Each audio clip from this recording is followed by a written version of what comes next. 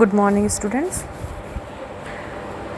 पिछले वीडियोस में हम मैकियावेली के बारे में लगातार अध्ययन करते आ रहे हैं और उसमें हमने मैकियावेली के मानव स्वभाव, उसका जो प्रिंस अर्थात राजा, शासक के कर्तव्य, राज्य संबंधी विचार, धर्म एवं नैतिकता का राजनीति से पृथक्करण संबंधी सिद्धांत आदि इन सभी विचारों के बारे में विस्तार से अध्ययन किया।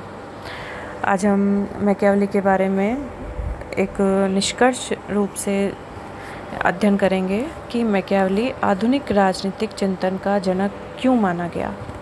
कौन से ऐसे उनके विचार थे जिन्होंने उन्हें आधुनिक राजनीतिक चिंतन का जनक कहलवाया।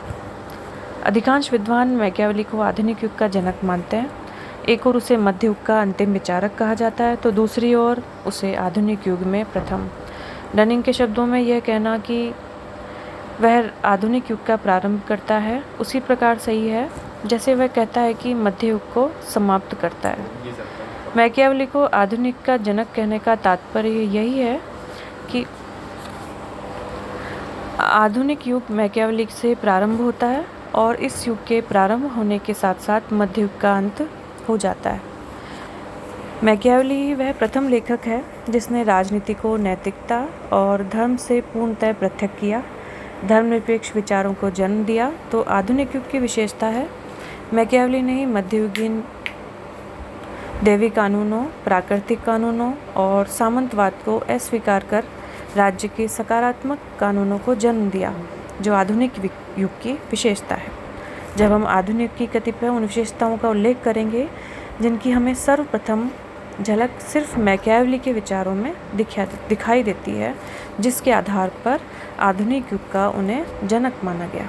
मैकियावेली ने सर्वप्रथम मध्ययुगीन विचारधारा पे प्रहार किया। सर्वप्रथम उन्होंने दैवीय कानूनों का खंडन किया, फिर उन्होंने पॉप का जो प्रभुत्व था उसको स्वीकार करने से मना किया। डिस्कोर्सेस में इसका वर्णन करते हुए वे कहते हैं कि चर्च ने न केवल हमको अधार्मिक और भ्रष्ट बनाया, अपितु हमारे देश को टुकड़ों टुकड़ों में करके हमें बर्बाद कर दिया और अब भी हमें कर रहा है। फिर जो उन्होंने सामंतवाद के संबंध में विचार दिए कि मध्य युग में राज्यों की एकता के लिए सामंतवाद पर्याप्त बाधक सिद्ध हुआ है। एक राज्य में सम्राट के अधीन कई बड़े बड़े सामंत हुआ करते थे जिनका अधिकार क्षेत्र अत्यंत विस्तृत होता था। ये सामंत लोग सभी अपने क्षेत्र में सेना, न्याय आदि की व्यवस्था करते थे। उन दिनों में आवागमन के पर्याप्त साधनों का अभाव था, जिस कारण सम्राट सामंतों को उचित नियंत्रण नहीं कर पाते थे। मैकियावेली ने इटली की अव्यवस्था के लिए सामंतवाद को भी दोषी ठहराया। फिर ये तो थे जो उन्होंने मध्ययुगीन विचारधारा पे प्रहार किया। दैवीय कानूनों के संबंध में मैकियावेली कहते हैं कि राज्य के कानून की अपेक्षा दैवीय कानून को अधिक महत्व मध्य युग में प्राप्त था।